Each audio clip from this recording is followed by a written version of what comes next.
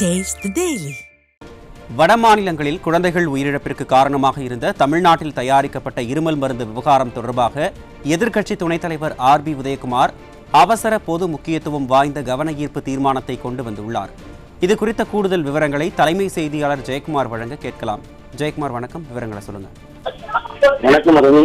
அவசர முக்கியத்துவம் வாய்ந்த பிரச்சனை குறித்து பேரவையிலே எதிர்க்கட்சி துணைத் தலைவர் ஆர்.பி. உதயகுமார் அவசர கவன ஈர்ப்பு தீர்மானம் கொண்டு வந்து பேசுகிற போது, வட மாநிலங்களில் குழந்தைகளுடைய பயிர்த்த தமிழ்நாட்டில் தயாரிக்கப்பட்ட இருமல் மருந்து விவகாரம் ஆகஸ்ட் மாதத்தினுடைய இறுதியிலே மத்திய பிரதேசத்தில் தமிழகத்தில் தயாரிக்கப்பட்ட கோல்ட்ரிக் இருமல் மருந்து காரணமாக 12 லட்சம் குழந்தைகள் அந்த உயிரிழந்தக்கூடிய பரிதாபமான சம்பவம் குறித்து எடுத்து பேசியிருக்கிறார்.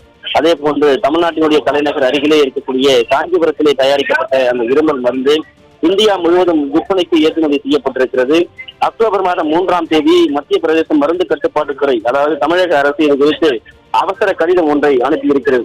தமிழக அரசு 3/10/2025 அன்று அந்த மருந்து நிறுவனம் மிகப்பெரிய தவறு இழைத்ததாகவும், அதாவது குடிநைன் GMC மீறல்கள் இருப்பதாகவும் தெரிவித்து உற்பத்தியை நிறுத்துமாறு தடை விதித்திருக்கிறது. 7/10/2025 அன்று மத்திய பிரதேச அமைச்சர் நரேந்திர சிவாஜி பட்டேல் தமிழக சுகாதாரத்துறைக்கு மிகுந்த அலட்சியமாக இருக்கிறது என்று பகிரங்கமாக பேசியது ஊடகங்களில் தமிழகத்திற்கு மிகப்பெரிய தலைக்குனிவை ஏற்படுத்துகிற அளவிலே இந்த சம்பவம் நடைபெற்றிருக்கிறது. குறிப்பாக சென்னை அசோக் நகரிலே மருந்து நிறுவனத்துடைய உரிமையாளர் ஜி ரங்கநாதன் மத்திய பிரதேச சிறப்பு விசாரணை குழு அதிகாரிகளால் கைது செய்யப்பட்டிருக்கிறார். அக்டோபர் 13ஆம் தேதி, அதாவது சேஷன் பார்மா மருந்து நிறுவனத்துடைய உற்பத்தி தடை செய்கிறது. மேலும் இந்த நிறுவனம் சொந்தமான பல்வேறு இடங்கள் அமலாக்கத்துறை சோதனை நடைபெற்றிருக்கிறது. அதன் பிறகு தமிழ்நாடு அரசு அந்த மருந்து கட்டுப்பாட்டு அதிகாரிகளை இடைநீக்கம் செய்திருக்கிறது. குறிப்பாக இறந்த குழந்தைகளுடைய எண்ணிக்கை 24ஆக உயர்ந்திருக்கிறது. உலக சுகாதார நிறுவனம் WHO இந்த கோல்ட்ரிக் மருந்து பயன்படுத்த வேண்டாம் என்று எச்சரித்திருக்கிறது.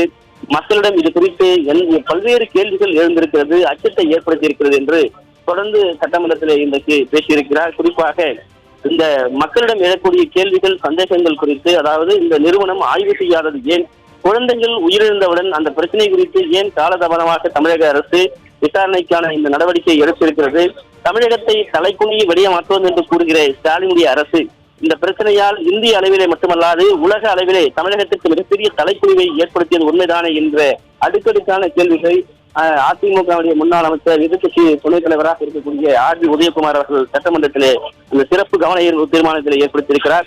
குறிப்பாக இந்த 25க்கும் மேற்பட்ட பச்சிளம் குழந்தைகளுடைய உயிரிழந்த சம்பவம் தாய் தந்தையினுடைய கனவை தகர்த்திருக்கிறது. அதே போன்று உலக சுகாதார நிறுவனம் தடை செய்த ஒரு மருந்தை ஆய்வு செய்ய மேற்கொள்ளாமல் எப்படி உற்பத்தி செய்யப்பட்டது என்கிற பல்வேறு கேள்விகள் இதில் எழுப்பப்பட்டிருக்கிறது. குறிப்பாக எப்படி இது விற்பனை செய்யப்பட்டது, அரசு இதனை கண்காணிக்கிறதா இல்லையா என்கிற அச்சம் மக்கள் மத்தியிலே தொடர்ந்து இருந்து வருகிறது. எனவே இது குறித்து ஒரு முழுமையான விளக்கத்தை இந்த அரசு கொடுக்க வேண்டும் என்று சட்டமன்றத்திலே அனைத்து இந்திய அண்ணா திராவிட முன்னேற்ற கழகத்துடைய எதிர்க்கட்சி துணைத் தலைவர் ஆர்.பி. உதயகுமார் அவர்கள் இந்த கேள்வி எழுப்பிய போது குறிப்பிடத்தக்கது.